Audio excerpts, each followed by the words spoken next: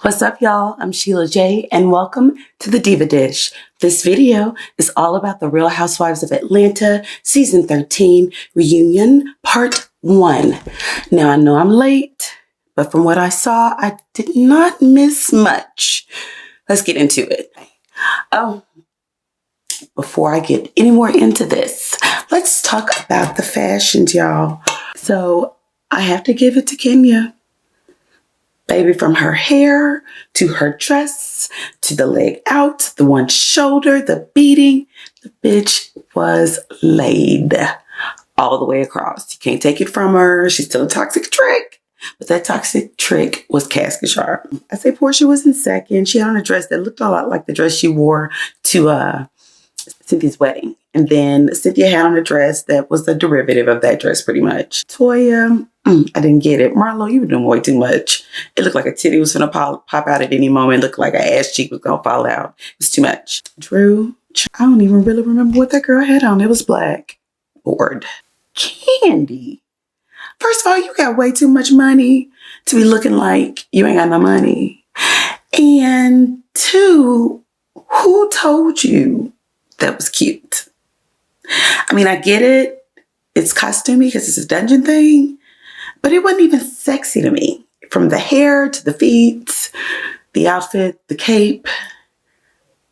Epic fail. Hated it. Hated it. Moving on. All right, so everything starts out with niceties. Everybody's talking about how much weight they gained during COVID. And Kenya talking about her titties. Bored. Portia Luther King and all of her protesting and Black Lives Matter participation. I feel you, but bored. Then he skips to the first package, which is Portia and Dennis. Bored. Bored. I'm talking about how many times she kicked him out the house, child, and what caused the kick out. Basically, they got on each other's nerves. And she goes into talk about how they are now, focusing on co-parenting, little Pilar, which is cute, which is what they should probably have been in the first place, was friends.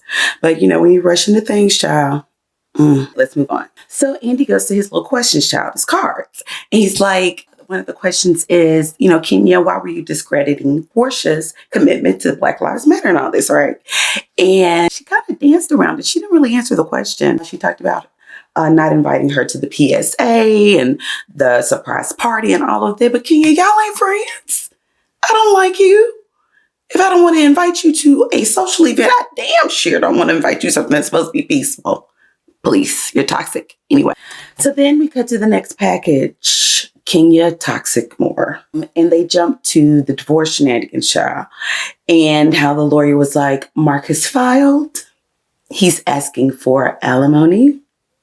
And basically, she's just sitting there looking like a fool. Then we skip to the couples therapy session where there was no couple. Well, it was a couple of women. The therapist at Kenya, no Mark. Can come. Said he was at the hospital with his friend who just got into a really bad car accident. SARS COVID, you can't go upstairs. Moving on. All right, so I want to ask the big question. No. He asked, are you and Mark still together? She said they were still married, of course, because she's wearing a ring like a delusional person. But she won full custody. Girl, that wasn't going to be a fight. Brooklyn beautiful and all, but it seems like he just uses her to irritate the shit out of you. Moving on. She says, I take my vows seriously. That's why I'm still wearing my ring. You're wearing your ring because you shame. You need to be shamed that you're wearing the ring. Moving on. And finally, she got to it. She's filing for divorce. I don't care. Tumultuous, dysfunctional, delusional marriage and them going back and forth, and basically everybody like, why are you letting him make a fool out of you, clown you like your name is homie? What? So she says, had it not been for the pandemic, they'd be together because they'd be able to be physically together. He didn't want to be there when there was no COVID. You were the COVID to him. Okay, he don't want to be around you, don't want to kiss you, date you, like you, love you. He wants to make a fool out of you. You want to keep being a fool, Kenya? So the wake-up call for her is that he's fighting for the wrong things in court. And Andy's like what? Well, he doesn't want Brooklyn on the show. Okay, but he's not fighting for custody or visitation rights because he don't care, girl.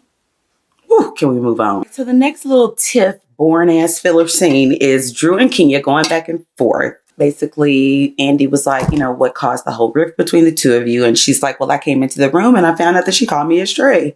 And Kenya's toxic ass, she actually apologized. She said, I'm sorry, you know, I didn't mean it that way. And Drew went into, what? She was over enunciating over all of that.